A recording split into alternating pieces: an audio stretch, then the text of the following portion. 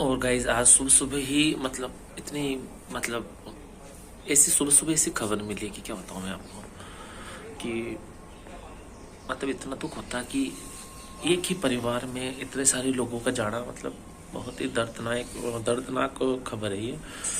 और पिछले 1-2 महीने से मतलब ऐसी खबरें आ रही है गाँव से कि मतलब क्या बताऊँ मैं आपको। पिछले 1 महीने पहले 6 नवंबर की बात है शायद, हाँ उस समय भी हमारे पड़ोस के ही 2 बच्चे पुष्कर मेले जा रहे थे तो उनकी डेथ हो गई एक्सीडेंट में। 2 ही बच्चे थे वो, मतलब 5 बहनों पे 2 भैया, 2 लड़के हुए थे उनके ना बाद में। तो भगवान को जब रखना ही नहीं था तो मतलब देने ही नहीं थे ना।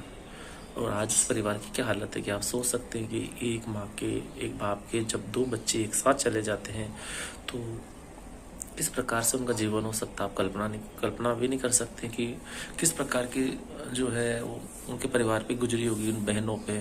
उनके जो 2 लाडले भाई थे वो चले गए। और मतलब ये जो दुख है ना बता नहीं सकते आपको। और अभी आजकल में ही हुआ है कि सुबह सुबह एक बुरी खबर मिल गई कि यार हमारे स्कूल में पढ़ता था बच्चा, वो पिछले साल 10th में था नवीन के साथ। और उसकी फैमिली में पता नहीं क्या मतलब क्या है कि मतलब सबसे पहले उनकी दादी गई थी। आज से 10-12 साल हो गए, उस समय उनकी दादी की डेथ हो गई थी। पता नहीं उनके ब्लड की क्या प्रॉब्लम है, पता नहीं क्या बीमारी थी। तो उनकी दादी की डेथ हुई सबसे पहले, ठीक है। दादी की डेथ हुई, उसके बाद उनकी एक मतलब उनके एक चाचा थे उनकी डेथ हुई, ठीक है। उनके एक छोटा बच्चा था उस समय, बच्चा होगा लगभग 1.5-2 साल का होगा उस समय। फिर उनकी डेथ हुई। फिर उसके बाद हमारी विद्यालय की एक बहन थी किरण रावत, इतनी खुश मिजाज लड़की थी, हमेशा मजाक करना, खुश रहना। और मतलब बहुत ही मतलब करीब थी मेरे तो, सच में मैं तो बच्चों से बहुत ही लगाव रखता हूँ, सभी रखते हैं बच्चों से। पर हमारे स्कूल में पढ़ती थी बच्ची वो किरण रावत, आज भी मुझे उसकी एक एक बात याद आती है, ठीक है। और फिर उसकी डेथ हो गई जैसे उसने 10th की परीक्षा दी। और 10th की परीक्षा देने के बाद उसके ना सप्लीमेंट्री आ गई थी। उस सप्लीमेंट्री का एग्ज़ाम भी शायद वो पूरा नहीं दे पाई, तो उस समय उसकी डेथ हो गई। मतलब एक हंसता खेलता परिवार किस प्रकार से भी करता वो सब मैं आपको बता रहा हूँ आज। और उसकी डेथ हुई और उसके साल ही पिछले साल 1.5 साल हो गया होगा यार, 1.5 से तो 1.25 साल हो गए।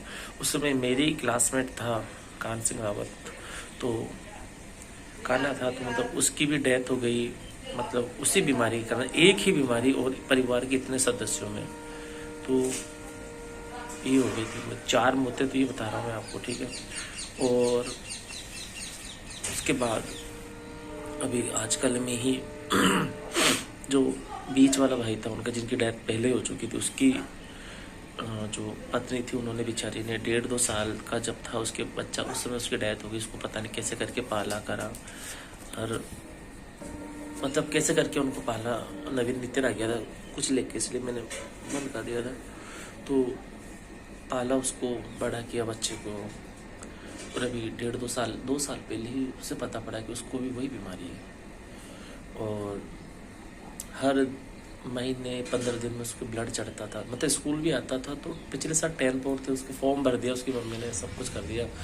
बेचारी पढ़ाई में भी पैसा लगा रही थी, और क्या कहते हैं परवरिश में और बीमारी में भी। तो आप सोच सकते हैं कमाने धमाने वाला उनके घर में कोई भी नहीं था, सिर्फ वो अकेली महिला थी। ना उसको किसी प्रकार का कोई सहयोग था, कुछ नहीं था। किस प्रकार से उसने अपने बच्चे को पाला पोसा, और आगे जाके उसे पता पड़ा कि उसको भी वही बीमारी है और वो बच्चा भी नहीं रहने वाला। तो सोच सकते हैं आप कि उस माँ पे क्या बीती होगी। तो सोच सकते हैं आप। और उसके बाद धीरे धीरे उसका ट्रीटमेंट कराया उन्होंने। स्कूल में भी पता, वो बच्चा स्कूल आता था तो मतलब एक भी कंधे पे उससे नहीं चलता था। और जैसे हमारे ऊपर उसकी क्लास होती थी, 10th क्लास ऊपर बैठती थी, तो सीढ़ियों पे भी उसको चढ़ने में बहुत दिक्कत होती थी। धीरे धीरे वो एब्सेंट रहने लगा बहुत ज़्यादा, मतलब कभी 15 दिन से आ रहा है, 2 दिन स्कूल आया फिर बीमार हो गया, फिर कभी 20 दिन से, महीने भर से।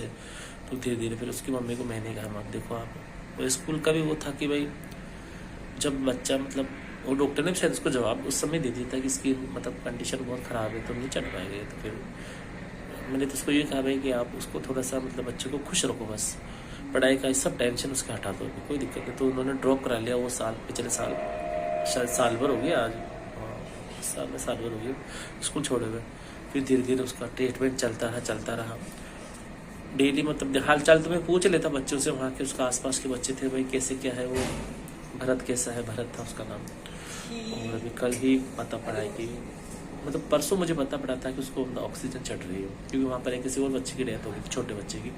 तो मैंने बच्चों से पूछा भरत कैसा है, तो उन्होंने कहा गुरु जी उसको तो ना अभी मतलब वो मतलब कि ऑक्सीजन चढ़ गया। और रात को भी ऐसी खबर आई थी शायद, पर इस दुनिया में, भरत इस दुनिया में नहीं है। तो शायद अफवाह किसी ने उड़ाती होगी। फिर बाद में दूसरे दिन मतलब कल सुबह फिर सुबह ग्रुप में मैसेज आ गया था कि भरत की इस प्रकार से डेथ हो गई है। तो मतलब बहुत ही मतलब उस माँ पे क्या बीतेगी यार, उसने 1.5 साल का बच्चा था, उस समय से वो उसके पालन पोषण कर रही थी, और आज उसका आगे पीछे कोई भी नहीं, बस वो अकेली औरत रह गई बेचारी।